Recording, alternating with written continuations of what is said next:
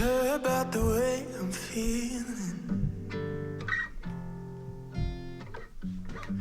I'm breathing, but I hardly feel it. It's time for a change. Let me go grab a shower and fix this setup a bit, and I'll catch you up. So tell me if it sounds a little sleazy. Tell me 'cause I lie awake. That's a lot better. Now, 2022 for me was a bit of an uphill battle. Let's be honest, it was a shitty year. But I'm not allowed to say that because, I went to Legoland with the boys, I had a huge project with photography over the summer, I had a week all by myself in the mountains, I got to celebrate Pride back home in Stranda for the first time ever. It sounds pretty good, right? Well, it was.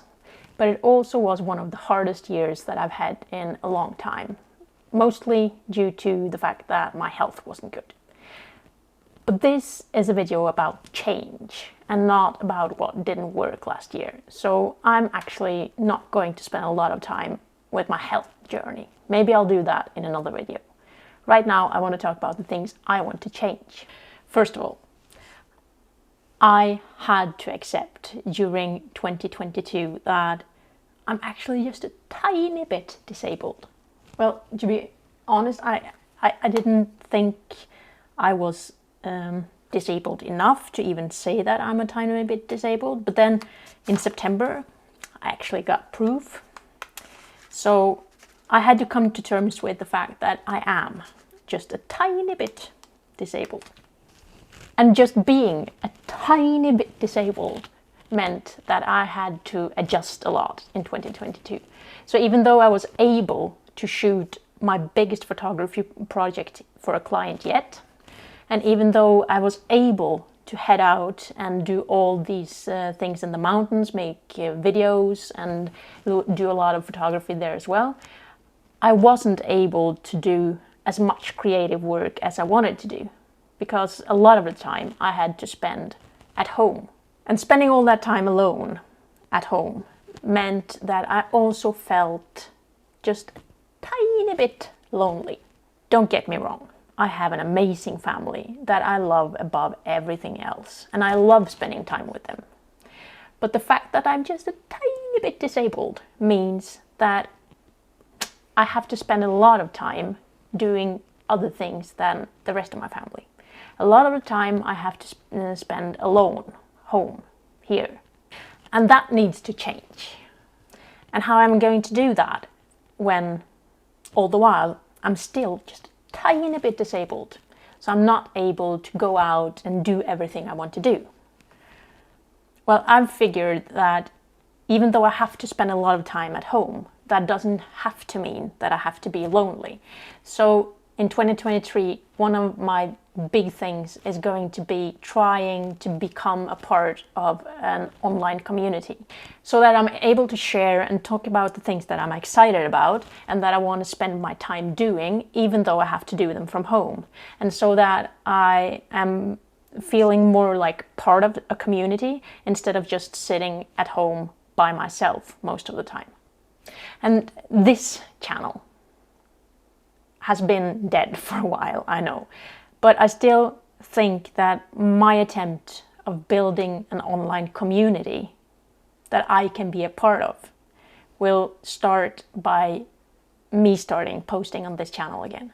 I'm not sure what it's going to be yet, but I know that even though if just the 11 subscribers that I'm at right now would comment and watch my videos and get some kind of value out of it, then at least I have shared my experiences with someone, and I think for me that would have value in itself. Another thing with being just a tiny bit disabled is that it's making being an outdoor and landscape photographer a tiny bit challenging. You see, my disability right now is making me have to use mobility aids, such as crutches, when I'm just walking around here, but I've also been in a wheelchair when I'm trying to go out and do more than just walking from the house to the car and stuff. And even though I know that's temporary, I'm going to go back out and hike. I'm going to go back on my bike, trail biking. I'm going to go skiing, hopefully during January, but I don't know yet. I know it's just temporary, but it's still, I have to accept that having such a huge part of my identity tied to being an outdoor lifestyle and landscape photographer means that I'm actually putting myself down a bit. Because every time I have to stay at home due to this tiny disability that I have right now, I feel like I'm letting myself down. I feel like I'm not being able to be creative, that I'm not doing anything, and especially I'm not doing anything of the things that I love to do. And I don't think that's a very healthy thing for me. I want to create, and I want to be able to shoot a lot more of both photography and video. And to be able to do that, I think I have to shift my focus a bit. So I'm still going to be a landscape and outdoor photographer, no doubt about that. I'm not going to change totally, but I don't want the times during a year when I'm not able to go out to shoot, when I'm not able to hike a mountain or do something more physically challenging, to be the times that I'm not able to do anything creatively either. I want to be able to be creative even when I'm not able to go out to shoot. So that's one thing I'm going to change in 2023. And this change kind of started in 2022 because I started shooting more of the street photography, the urban landscapes, the kind of images and videos that had man-made objects in them. I've kind of shied away from that earlier, but I don't think I will from here on. In 2023, it's not going to be a big project for me just to shoot landscapes and just to shoot nature.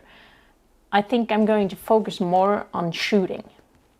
And shooting the things that I find interesting, even if it means street or urban landscapes. So before I move on to the last change I want to make in 2023, I want you to see some of the images that I shot in 2022, just to get an idea of what you can expect during 2023.